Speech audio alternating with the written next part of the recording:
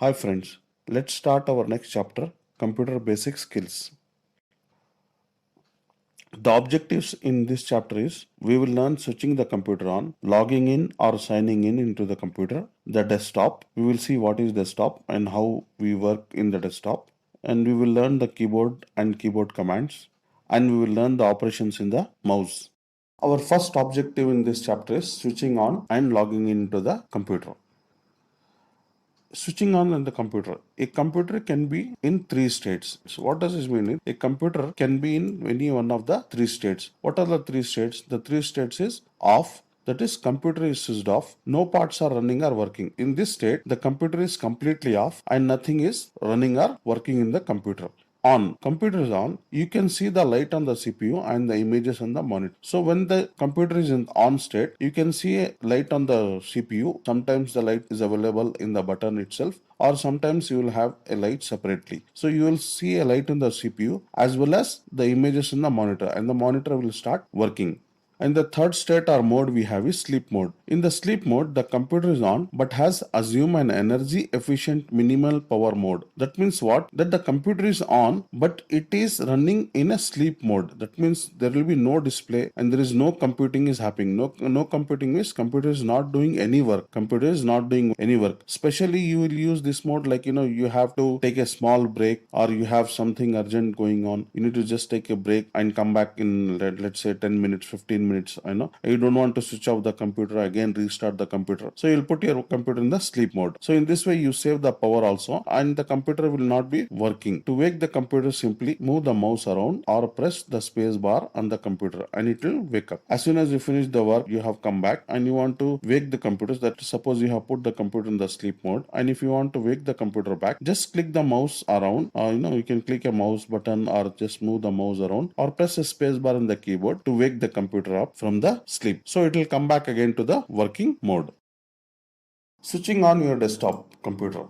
So basically a desktop computer will have a SMPS power switch which will be located backside of your desktop computer. If you have an SMPS switch, you need to make this switch on in order for your computer to start getting the power. So if this switch is off, your computer will not get on. So please make sure it is located next to your power cable. So where you connect the power cable behind, so it will be located just next to it. So make sure that this switch is on before you attempt to start the computer. And the next you will have a power button on the face of the computer or the face of your desktop. So just click on the power button to start your PC. As you can see, different manufacturers have different kind and different design of power buttons. In this slide you can see, we have put some samples over here. So this is having a button over here, this is having a button in the round shape with a light, and this is having a simple power button. So different computers and different designs and different manufacturers have different kind of power button. You can use the button which is available to you to start your computer. Just press this button once, your computer will get started.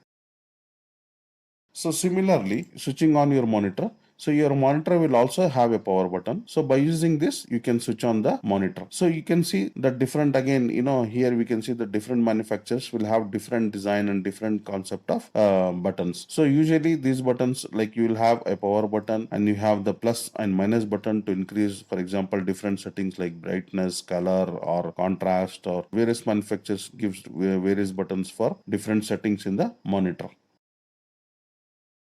Switching on the laptop will have only one button, which is usually in the near the screen. You will have, like here in this example, we can see, we have taken images from three different laptops having three different kind of buttons. All laptops will have one power button, unlike your desktop computers where you may have to switch on the SMPS, you have to switch on the button in the CPU and also the monitor button. But whereas in the laptop, you will have one button which takes care of everything. So you don't have many buttons in laptop to switch on. You have to just switch on only one button and the laptop will get on. Startup screen.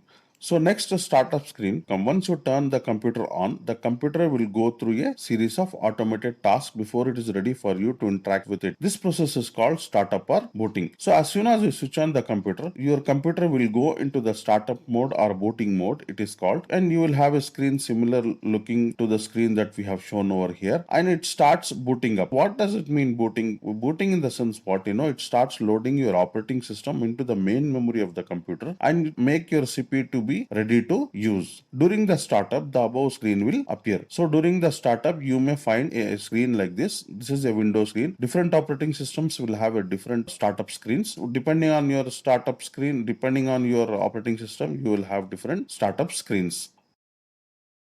Once the booting is finished and the computer is ready to be used, you will have a login screen. Once it has completed the startup process, you will see any one of the above screens. This is called logon window, and it means that the computer is password protected. If you have a logon window where the username is displayed and it is asking for the computer, your computer is asking for the password, that means your computer is password protected. If you don't see the above screen and the computer takes you directly to the desktop, it means your computer is not password protected. If you don't see this above screen, which is showing your username and asking for a password, and the computer is directly taking you to the desktop, that means your computer is not password protected. So it is not protected by password. Anybody can use your computer without giving the password. To log on, you simply click on the username and enter the password. So one computer can have many users. One computer can be configured to have many users. So depending on your user, like you may have, like if you are using your computer in the home, so you may have your own account, your children's account, so each one of you can log into the computer with his account by using his password, and he'll be able to see his files and he will be able to work with his documents, files and programs. Our next topic for the day is the desktop. Desktop. So the screen what you see here in front of you is what you get after you log in. After you log on, the computer will display what is known as the desktop. This is the screen which will be shown to you after you log in, like after you provide the password. And this is screen which will show. Here it will show you the different options available, various softwares that you have installed in your PC and various options that are available to you.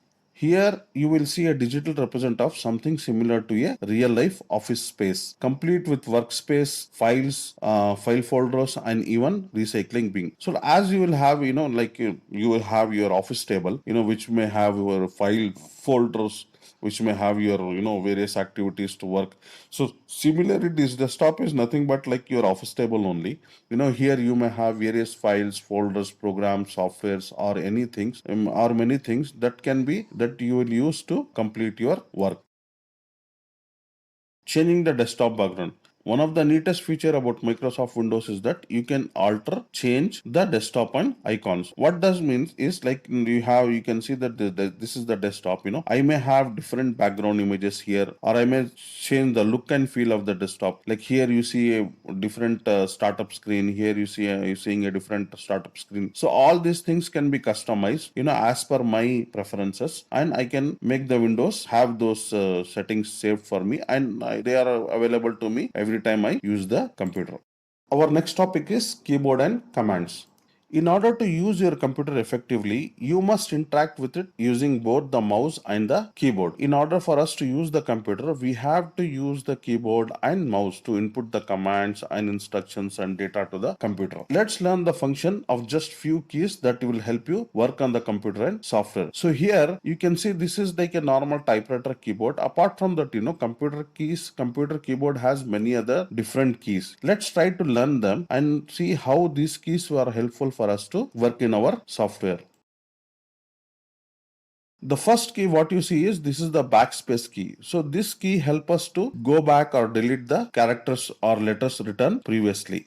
Delete key. The next key what you see, this second key is delete key. This key help us to delete a character in between the words. Shift key. This key when pressed with another key will perform a secondary function. So this is the shift key. You have two keys, the shift keys. You can find one key here, one key here. So both the keys are same. We have two shift keys to use from hand and left hand. Let's take an example to understand this shift key. Suppose if I am pressing an A key, the character which is displayed on the screen is small a. If I want a capital A to be displayed, I will use the shift key to change the capital letter. So I will press the shift key and then I'll press the A. So this will display me a capital A. So each key has a primary function and has a secondary function also. So each key has a primary function and secondary function also. In order to use the primary function, you will just type it as it is. And if you want to use the secondary function, you will use that key along with the shift key. You will hold the shift key and then press the other key.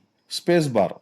Space bar, this key is enters a space between the words. So in order to get the space between the characters or words, we use the space bar. The fifth key we have is a tab key. So this is the tab key. This key will indent what you type or move the text to the right. The default indent distance is usually half inch. What does this key does is it gives a space. With the space bar, what you get is only one space. You get only one space between the characters. With the tab, what you get is you get about 7 spaces. You get about 7 spaces or half inch spaces between the characters. Few more keys. So the sixth key what you have is a caps lock. So caps lock, pressing this key will make every letter you type capitalize. Initially the keyboard will be with the caps lock off. So what happens, whatever you type using these keys will all come in small characters. Suppose you want everything to come in capital letters. In order to make your keyboard to type in capital, you will press this caps lock button once. So once your caps lock is locked, then whatever you type will come as capital letters. Control, when pressed with another key, performs a shortcut. We have this control button. You have two control buttons, one in the left and one in the right side. This control button will help us to perform shortcuts. We will learn about them when we are learning our softwares, like what are shortcut keys and how to use them. We will learn in our next chapters. Enter. This key either gives you a new line or executes a command. So this is the enter button.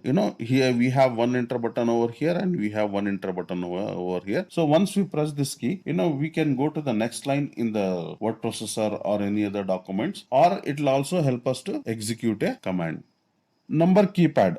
Here we have the number keypad, numbers in two places. One, you can find here the numbers in a straight line. Another is this is a keypad. This keypad is like your calculator. So this will help us to enter the numbers easily. Usually we are all familiar with the calculator. So this style of keys will help us to enter the numbers easily and fast. These are exactly same as the numbers of top of the keyboard. Some people just find them easier to use in this position.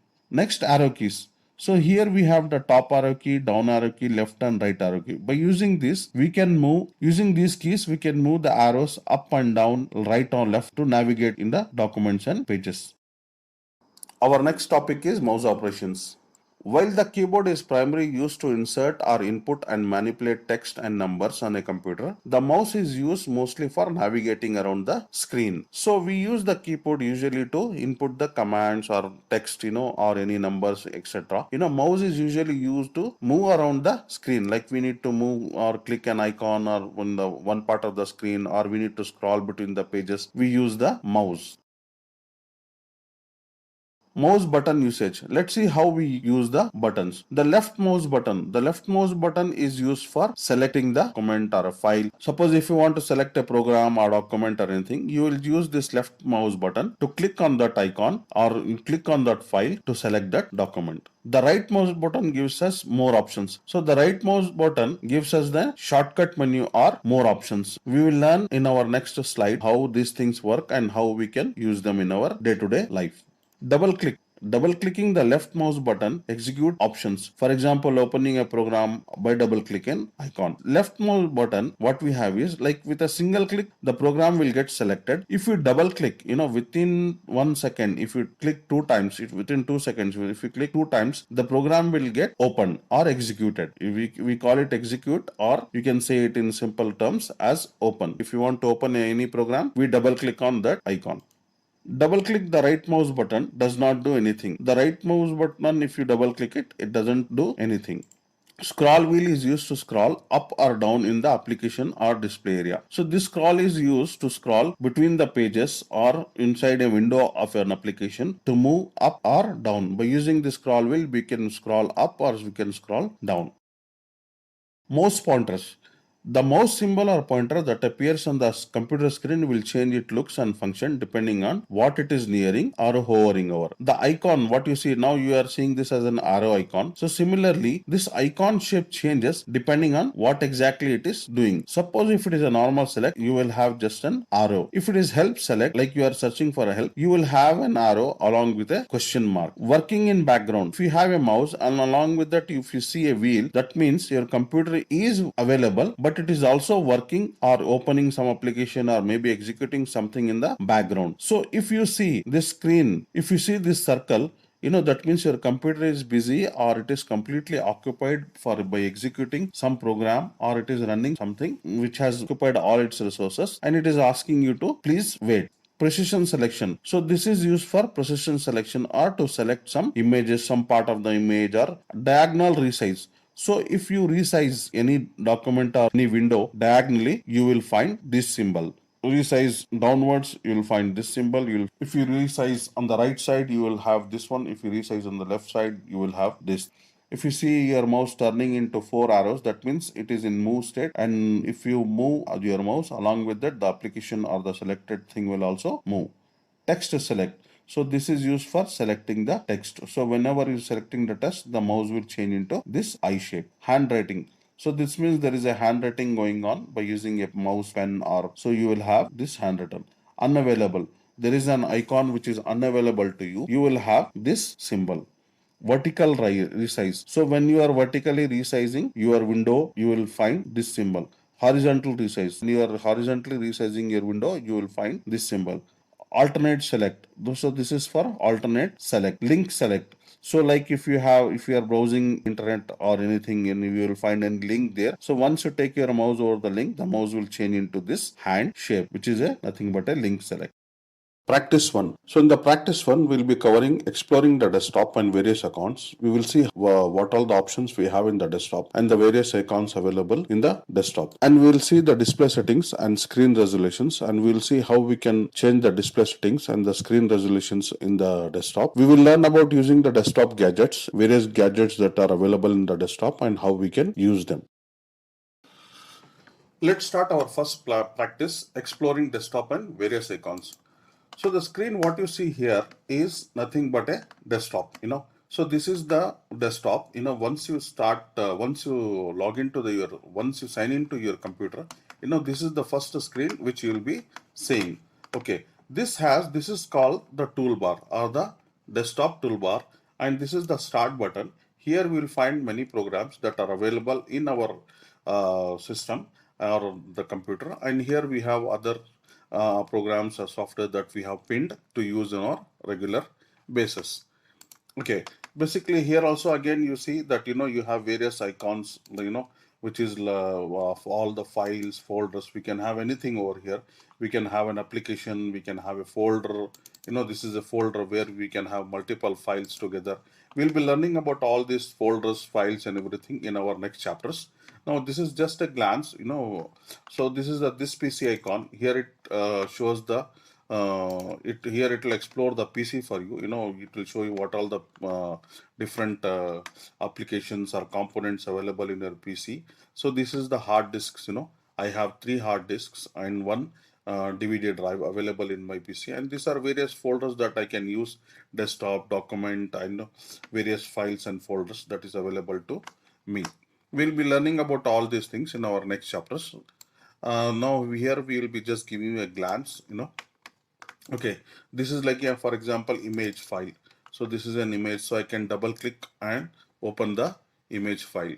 To select any file, I'll right click on that file.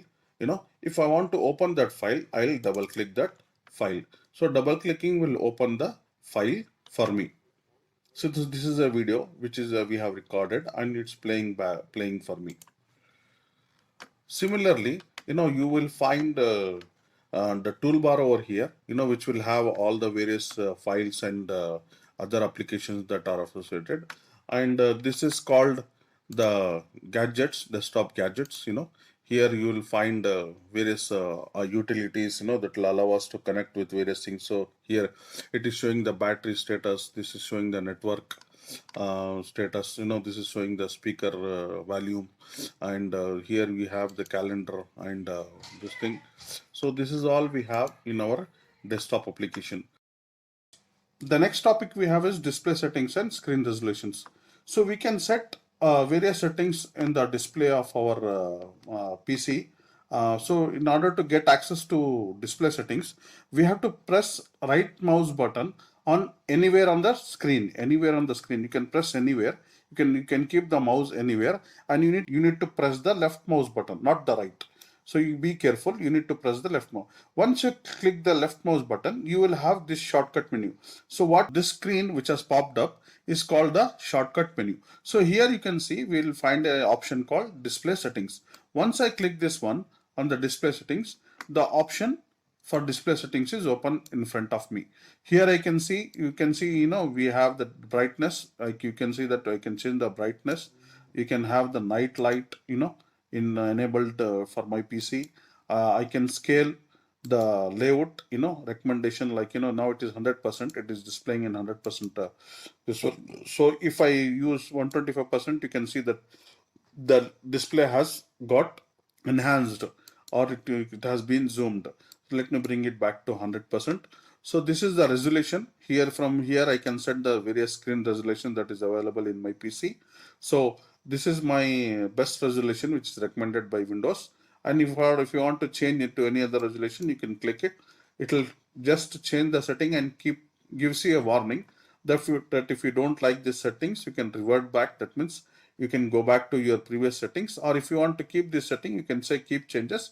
It will keep it. Now in my case, I will go back to my previous settings. So this is the recommended setting for me. I can have various settings for me for my display to be enabled.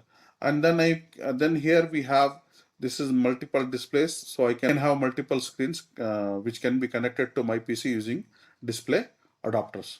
And here we have various options related to display. And then here we have notifications, various notifications that we get in our screen. Here, this is the notification bar, which is situated on the extreme left of your screen. By clicking this notification, you can get the various notifications. And you have here power and sleep option. You can manage how your PC behaves with respect to your power. Here we have the first option called screen. So here on battery, turn off after. Like if you are using a laptop, you will get this on battery option. If you are using a PC, you will get this plug-in options. Plug-in means that it is directly using the power from the plug, power plug. And whereas in the battery means it is using the power battery available in the PC. So here, if you are using a laptop, now in my case I am using a laptop, so I am getting both the options. I am getting the power button option as well as the plug-in option. So this is the screen. So on battery power, turn off after 15 minutes. So after 15 minutes of any inactivity, means if I am not doing any work in the PC for 15 minutes, the power will get automatically off. Similarly, when it is plugged in also, it will wait for 15 minutes, and if it does not get any response within 15 minutes, even then the power will get off. In the sleep mode, here again the PC will go into the sleep mode after 5 hours of waiting. Here, if I click this one, I can change these settings. Depending on my preference, I can keep it like 15 minutes, 20 minutes, 30 minutes. So if I keep it 30 minutes, that means after it will wait, if there is no activity for 30 minutes, the PC will go into the sleep mode. Here we have battery option. So it will tell us what is the battery charge and various notifications available in the battery and various settings we can perform with the battery. And here if you click, you get the storage. So in my case, I have in my PC, I have 3 hard disks. I have only 1 hard disk actually, but I have divided them into 3 partitions. So this is my primary partition, and then this is my secondary partition, and this is an additional partition. So I have divided 1 hard disk only into 3 virtual partitions. I can manage my operating system separately, I can store my data separately, I can store my personal files separately. So in this way I can manage different drives or different hard disks, and I will be able to store my data separately in order to manage it properly. Similarly, we have many other features available here. One of the interesting features is remote desktop. Remote desktop, it will help us to control our PC remotely. Like suppose, for example, you are in your office and you want to gain access to your PC which is in your home. So by using this remote desktop option, by connecting through the internet, you will be able to access your PC using the internet. So you will get the same screen and you'll be able to perform whatever the operations you want to do it. Same screen available on your office PC, and whatever the actions you will do here will get affected in your PC which is available in the home PC or the remote PC. So by using this option, you can remotely connect to any PC and perform any activity that you need. Finally, we have come to the conclusion of another chapter of computer basic course. If you have any questions, please write to us in our comments and we will try to answer them for you. Do like, share and subscribe to our channel, and if you have any comments, please write to us.